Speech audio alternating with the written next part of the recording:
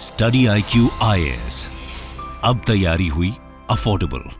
नमस्कार दोस्तों जैसा कि आप सबको पता है, लंबे समय से चाइना ने साउथ चाइना सी को अपना हिस्सा बनाने के लिए अलग अलग कोशिशें की हैं और इसी कोशिश में यहाँ पर चाइना एक और बड़ा कारनामा करने जा रहा है। और देखिए, ये एक ऐसी चीज है ना जिसकी वजह से पूरे दुनिया खतरे में आ सकती है। बेसिकली चाइना प्लान कर रहा है साउथ चाइना सी के अंदर न्यूक्लियर रिएक्टर, जो फ्लोटिंग न्यूक्लियर रिएक्टर होता है, वो बनाना। ये आप देख सकते हो खबर, China's plan to float nuclear reactors in South China Sea seen as risky. तो इसके बारे में हम डिटेल से समझेंगे कि एग्जैक्टली ये मामला क्या है, साउथ चाइना सी के अंदर चाइना क्या करेगा, इसकी वजह से आसपास के देशों को क्या खतरा हो सकता है। बहुत कुछ जानने को मिलेगा। चलिए आगे बढ़ते हैं, लेकिन उससे पहले ध्यान रखिएगा दोस्तों, 20 मई से मतलब मंडे की सुबह से 8 बजे से हमारा जो यूपीएससी का नया जीएस फाउंडेशन बैच है वो स्टार्ट होने जा रहा है। इसके अंदर आपको प्रीलिम्स, मेंस, इंटरव्यू सब कुछ की कंप्लीट प्रिपरेशन कराई जाती है। इसमें आपको लाइव क्लासेस, पर्सनल मेंटरशिप,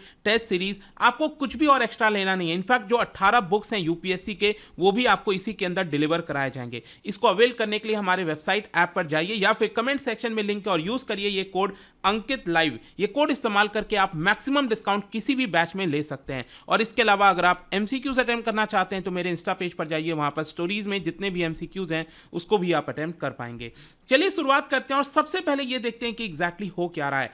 देखिए, यूएस मिलिट्री की तरफ से वार्निंग दिया गया है कि चाइना फ्लोटिंग न्यूक्लियर रिएक्टर को बनाने के लिए काम करना स्टार्ट कर चुका है। मतलब कि वो आगे बढ़ रहा है इस मकसद से, ताकि साउथ चाइना सी के अंदर, अब आपको पता ही है ये साउथ चाइना सी का एरिया आप देख सकते हो, और यहां पर 9 डैश लाइन, ये चाइना कहता है कि 9 डैश लाइन, ये जो आप देख रहे हो इसके अंदर ये जो पूरा हिस्सा है वो चाइना का पार्ट है। और इसके लिए चाइना अलग अलग चीजें किया है, वो मैं आपको आगे बताऊंगा इसके बारे में। लेकिन इसकी वजह से क्या है ना कि आप सोच के देखो, जो फ्लोटिंग न्यूक्लियर रिएक्टर की हम बात कर रहे हैं वो अगर जगह जगह पर यहां पर इंस्टॉल करने लग जाएगा तो इसके आसपास के जितने देश हैं, चाहे फिलीपींस है, मलेशिया हो गया, वियतनाम हो गया, उन सबको ये काफी ज्यादा खतरा बढ़ जाएगा। और उनके लिए तो खतरा है ही है, साथ ही साथ एनवायरमेंट के लिए एक बहुत बड़ा डिजास्टर हो सकता है। तो पहला तो क्वेश्चन यहां पर यह है कि आखिरकार ये फ्लोटिंग न्यूक्लियर रिएक्टर है क्या, इससे होता क्या है। देखो, जो चाइनीज मीडिया में रिपोर्ट सामने आई है उसमें बताया गया है कि ये मरीन न्यूक्लियर पावर प्लेटफॉर्म होगा, जो कि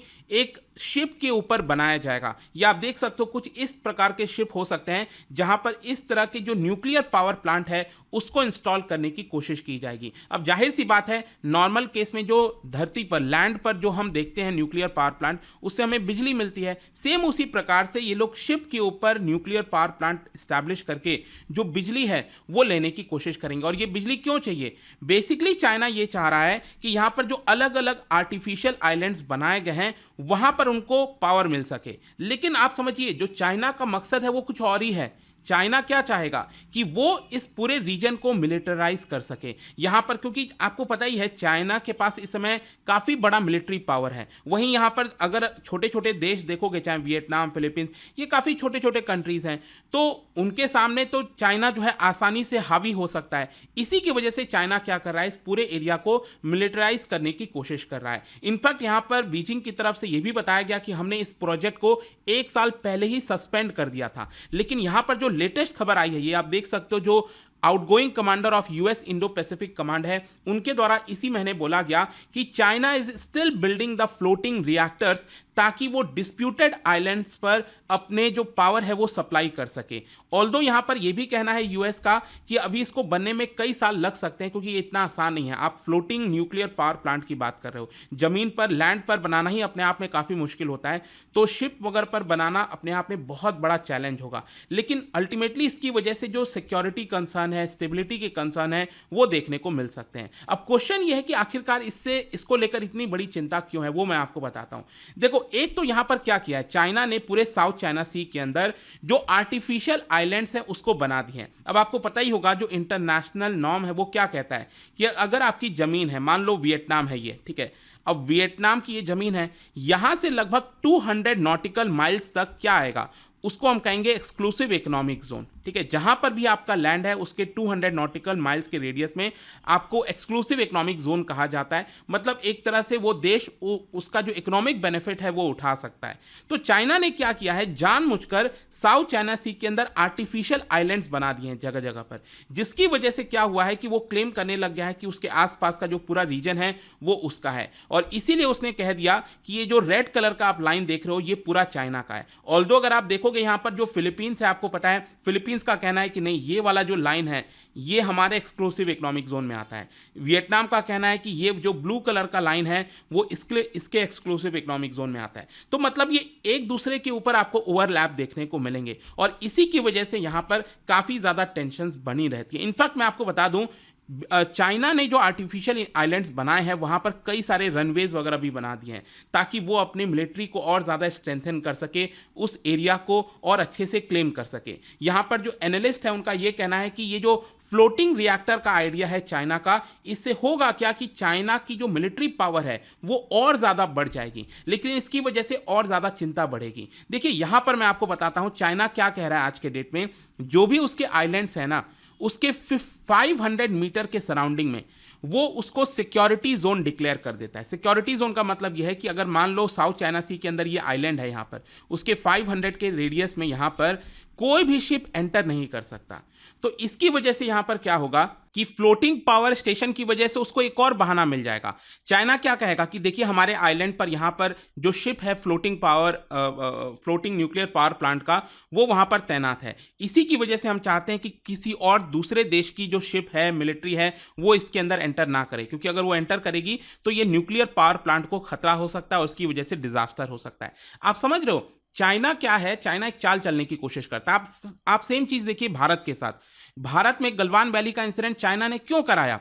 एक तरह से जो कोविड का मुद्दा हो रहा था उस समय उसको भटकाने के लिए, और सिंपली यहां पर भारत के साथ एक तरह से झड़प करने की कोशिश की। तो वो अननेसेसरी था, करने की कोई जरूरत नहीं थी, लेकिन जानबूझकर चाइना ने उसको करने की कोशिश की।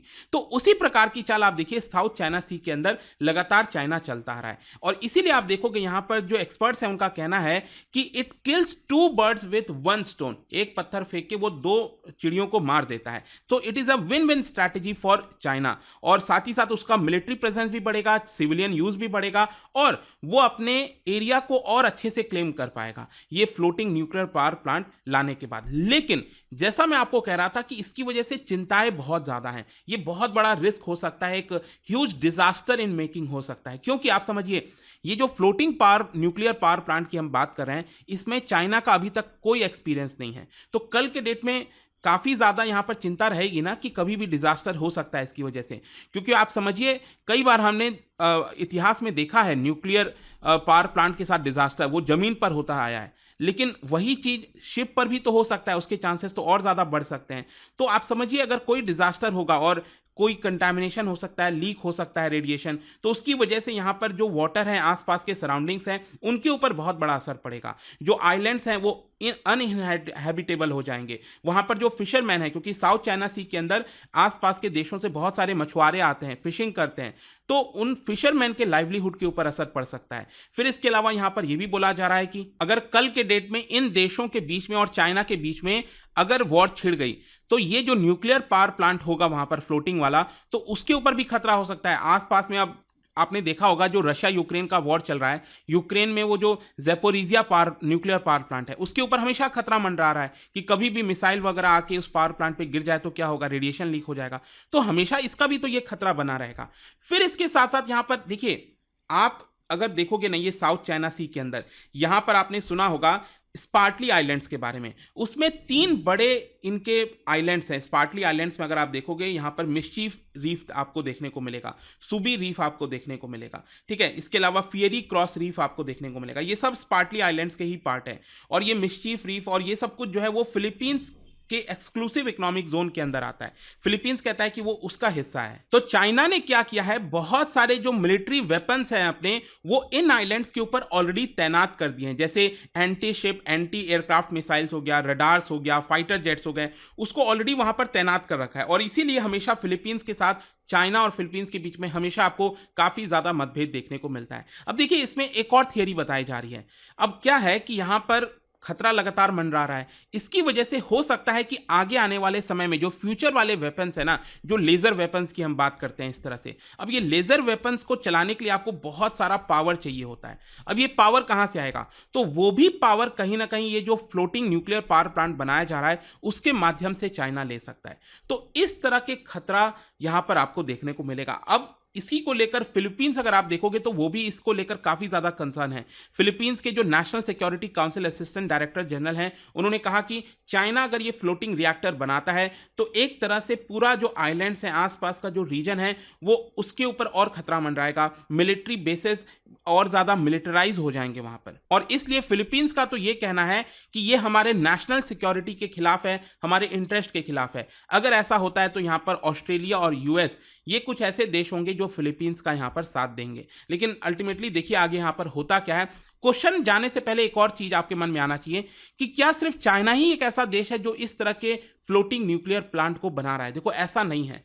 इनफैक्ट मैं आपको बता दूं, सबसे पहले इसके बारे में जो आइडिया था ना फ्लोटिंग न्यूक्लियर पावर प्लांट बनाने का, वो यूएस को आया था 1970 में। लेकिन अमेरिका को यह बात समझ में आ गई कि इसको लेकर काफी ज्यादा कंसर्न है, तो उसने ये जो डेवलपमेंट है उसको रोक दिया था।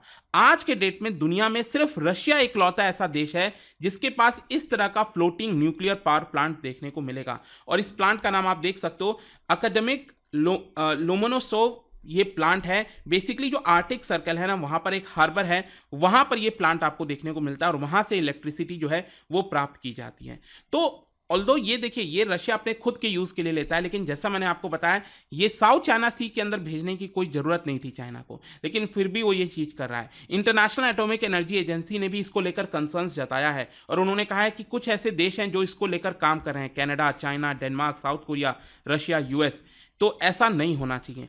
तो आपका क्या सोचना है इसको लेकर मुझे कमेंट्स में जरूर बताइएगा। बट आई होप कि ये जो खबर थी न्यूक्लियर पावर प्लांट के बारे में फ्लोटिंग वाला, वो आपको समझ में आ गई होगी। और जाने से पहले एक इंटरेस्टिंग क्वेश्चन, क्या आप बता सकते हो हमारे देश का सबसे ओल्डेस्ट न्यूक्लियर पावर स्टेशन कौन सा है इनमें से? इसका राइट आंसर आप सबको पता है, मेरे इंस्टाग्राम पर तो मिलेगा ही।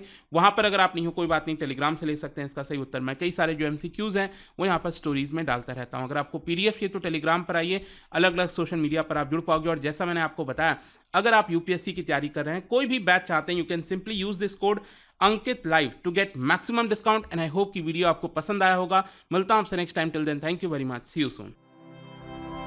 स्टडी IQ IAS, अब तैयारी हुई अफोर्डेबल।